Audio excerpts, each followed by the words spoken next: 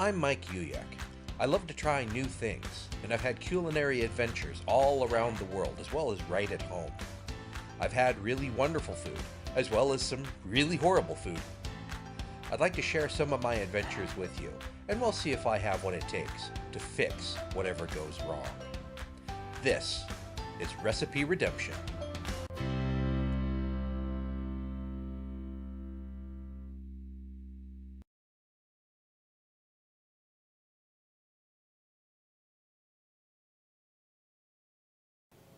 Hello, and welcome to another edition of Recipe Redemption. In my search for the weird and wonderful recipes found in the dark corners of their interwebs, I have run across certain items that have no recipe, but only a reference or a single photo without any further context. Some are just hideous and will be in my next irredeemable video, but some are so intriguing, so inexplicable, that I just have to try to parse them. Without a recipe to go off of, there's no way to know what they're really like. And in some cases, it may simply not be possible to accurately recreate the original recipe, whatever it was. So instead, I'll go straight to my attempt at redeeming the idea inspired by the photo. Thus, this inaugural installment of Recipe Redemption's WTF Theater. In case you're really out of the loop, WTF stands for What's That Food? So in this inaugural WTF Theater, I present for your consideration this, the full English. Stop that. It's not the full Monty, the full English, as in the full English breakfast. Different variations of this exist across both actual Britain as well as the former colonies and around the world. This is actually spread around the world because it's a fairly innocuous enough, if large, breakfast. Usually has sautéed mushrooms of some sort, field mushrooms, button mushrooms, whatever, fried slices of tomato, meats, typically I've got British bangers here. I've got regular pork breakfast sausage. A lot of times you'll see black pudding or blood sausage. Back bacon. I've got regular bacon here. Ham. Those sorts of things. Eggs, fried, scrambled, however you like them, and usually baked beans. And occasionally you'll see like I said, regional variations. There are some where they actually have fish. Either fried fish or kippered, basically smoked and dried.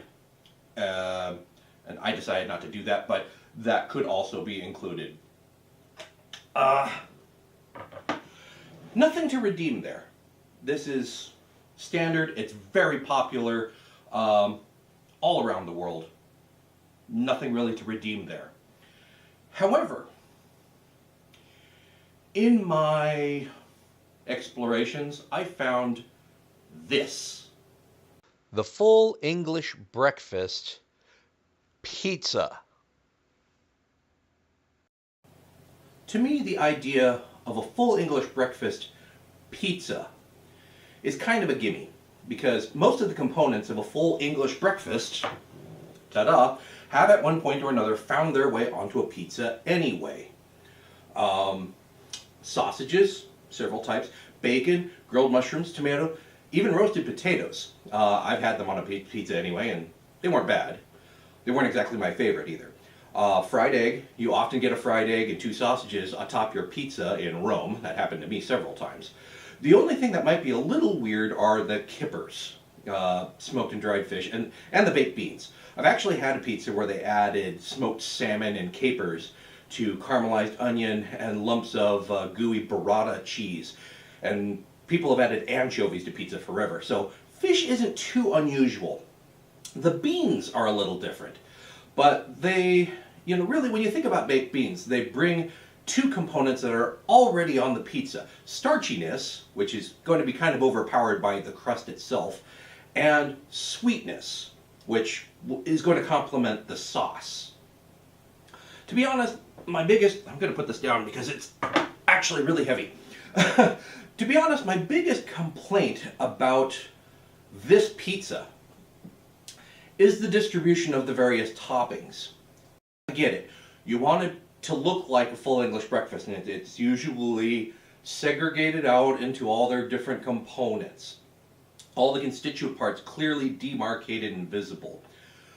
But the problem with putting it on a pizza this way, especially a one this big, is that it's going to be sliced and shared. And do you want to be the poor schmuck who ends up with a slice that has nothing but baked beans on it? No. I think if you're going to put a full English breakfast on some sort of edible delivery device, it needs to give you the experience of the full English breakfast in every bite. And to me, every bite that you're going to get. And so to me, that says layers. Either you do the pizza as a deep dish pie with parts of a full English breakfast layered evenly, so you get all of everything inside in every slice, or you do it as an English pasty or a sort of a calzone with just a little bit of everything inside. And it has the added convenience of portability. You can have a full English breakfast on the go, wherever you are. So that's the experiment today in WTF Theater. A full English breakfast, calzone, or deep dish pizza. Earl Grey tea with cream and sugar not included. And I think, because one thing I didn't put on this platter that usually comes with full English breakfast is toast. So in all of these instances, there's some sort of bready component, but what about just bread? What if I actually took the bread that I was going to turn into toast, and instead cube it, take the egg that I was just going to fry, and soak that into the bread cubes, and make a full English breakfast bread pudding? I think I'm going to do that too. So, got a lot of work ahead. Let's get started. I'm going to start off by chopping up all my ingredients. I'm just going to dice up some of the bratwurst. And for the deep dish pizza, I'm going to actually thinly slice the bratwurst as well, so that I can have a nice thin layer. Same deal with the breakfast sausage. And I'm going to finally dice up the ham.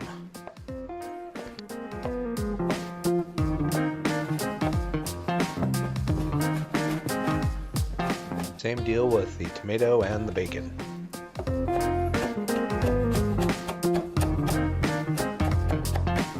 Got some sourdough bread here I'm just going to cube up, and because this is fairly fresh sourdough bread, it's kind of soft, and I want to make sure that it's a little firmer and also a little more absorbent. So I'm just going to leave it out and let it kind of dry and stale a little bit overnight.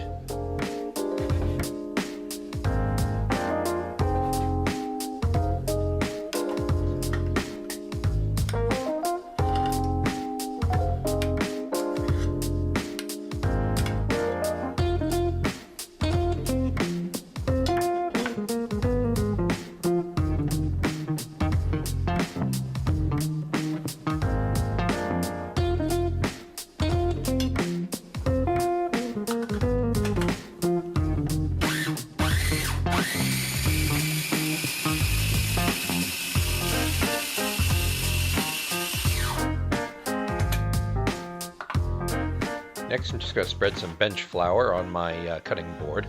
Notice I've used some material to stick it in place. I should have done that a long time ago.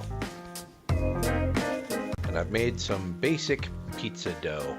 I've actually made it a little bit too moist, so it's kind of stickier than I'd like. But hopefully incorporating some of this flour into it will help to kind of firm it up. Going to work some of the air out of it and then cut it into two portions. One is going to be for my deep dish pizza, and the other is going to be for the calzone.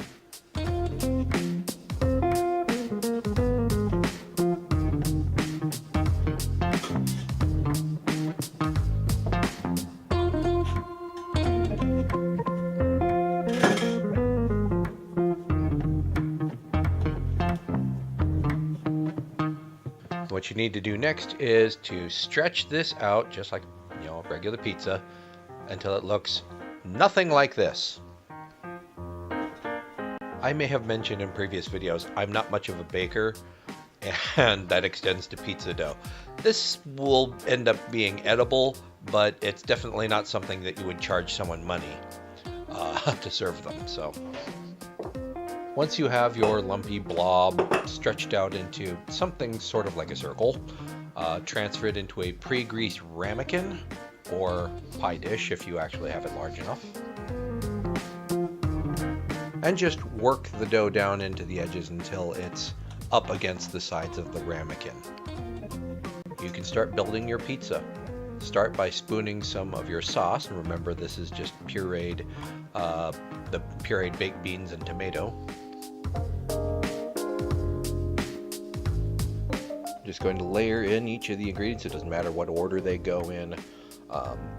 Most important thing is to make sure that I get an even layer of each ingredient throughout, so that each slice of this gets the same amount of everything. So you get the full English breakfast experience in every slice. Now obviously I'm making a very small individual portion, well really a two-person portion, but this is the smallest deep dish container that I could think of. Making this in an actual deep dish like a cast iron pan or a pie plate, obviously going to be much larger, so it becomes that you have a good even layer, so everybody gets the same thing in each slice. And it wouldn't be pizza without cheese. Now I'm actually just using some sharp cheddar cheese rather than, you know, the pizza typically you think of as a mozzarella and Parmesan mixture, but this being English, I figured I would go with a more English style cheese, so cheddar, obviously Americanized, but it's cheddar cheese. Once I have my last layer, add a little bit of cheddar cheese on top there. I'm going to trim the dough so it just overlaps the edge of my ramekin, and then neaten it up and sort of press it into an edge.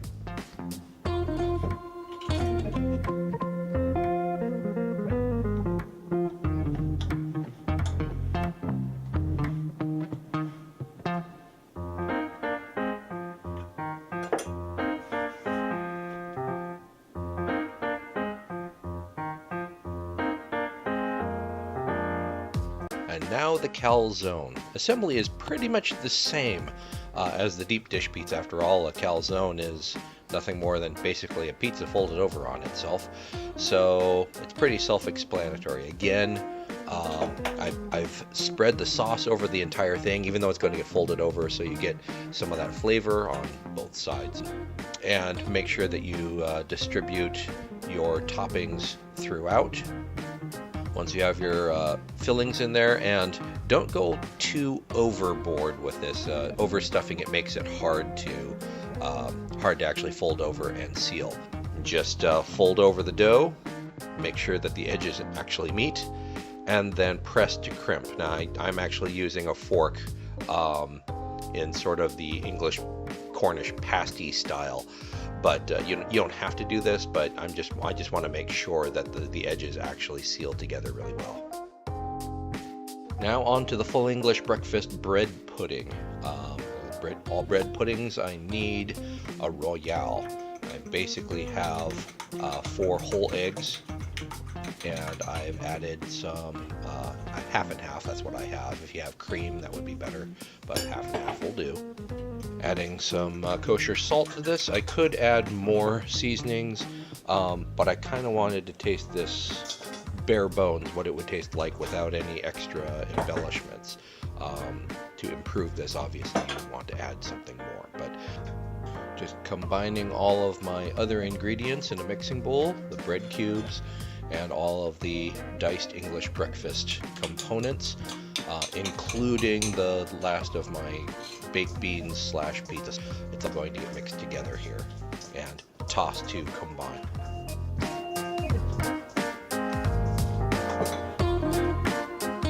Place this mixture in a greased ramekin or baking dish. And don't squish it down too much. You need to leave room for the royale or the egg mixture.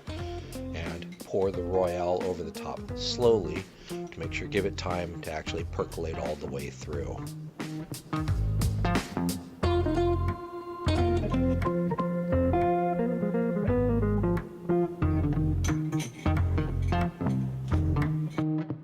I'm baking the whole shebang at 400 degrees for as long as it takes. So how'd they turn out? Well, let's take a look at them one at a time. The pizza dough got a little bit more oven spring than I was expecting, and so the calzone ended up a little bit breadier, and for that matter, the deep dish pizza ended a bit breadier than I was expecting. A little thicker. I think with the calzone, I could have actually gone with a puff pastry, or pie dough actually, and it would have been, a little flakier, a little more flavor, and would have stayed thin. It would have turned it basically into an English or a Cornish style pasty with a full English breakfast inside. I think it would have been better. But still, in terms of portability, the calzone actually worked pretty well. In all three of them, the flavor of the tomato and the baked beans, which I mixed in or spread around so that to make sure that it should have gotten into every bite, it kind of got lost in all three of them. But that's okay. I think probably I could have added a lot more sauce, and it would have been fine. I was afraid of kind of waterlogging it and making it goopy, and in particular the calzone. You don't want to bite into it and have it squirt out all this goo everywhere. But I think that was actually an unfounded fear. It turned out perfectly fine, even a little bit dry in a way. And I think I probably should have. I really went with a basic dough for the pizza dough, and I went a little too basic. Needed a little more seasoning, not only salt, but probably could have benefited from some garlic powder, onion powder, little something. But I wanted it to be as close to being like toast as possible, to kind of keep with the spirit of the full English breakfast. It wasn't bad, but it could have been better. And I think if I had substituted the pie dough for the pizza dough and turned it into a pasty, it would have been ultimately a better pocket breakfast. As far as the deep dish pizza, obviously, because I used the ramekin, it was a deep dish pizza. But and again, because I got the oven spring from the dough, it ended up being a lot thicker and just breadier than I expected or intended.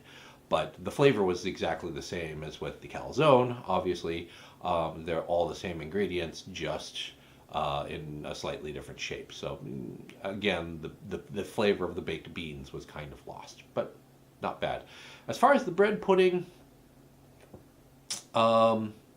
it came out quite well. The texture was good.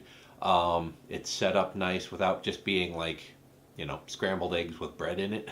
It did soak in and then set to the bread cubes. And I think just the overall breadiness of that to begin with the bread pudding, it needed a little bit more seasoning than I put in, but still it was a solid dish. Did I redeem the full English breakfast pizza? It could be argued. The flavors were all there. They melded together. Now, I get the point behind the full English breakfast pizza is that you get discrete bites of just sausage and just just bacon and just mushroom if you get those slices. But the problem is having that big pizza, no one person is going to be eating all of that. So you're not going to get all of the constituent parts. You're just going to get a few slices. And maybe you're the guy who ends up with nothing but baked beans. So, However, in all three of my attempts, the flavors had to meld together because they were either in layers or just mixed together. And it's arguable about which one is better. Ultimately, if you want a full English breakfast, you should just get a full English breakfast. But if you want something that is on some sort of delivery device, a calzone or a deep dish pizza or bread pudding are not a bad way to go. So I will leave it up to you to decide if I ever redeem this. And please leave in the comments below if you have any other ideas for what I should have done or could have done. And as always, please contact me with more ideas for recipes that I can redeem. In the meantime, I'd like to thank you for watching. I'm Mike Uyak, and this is Recipe Redemption.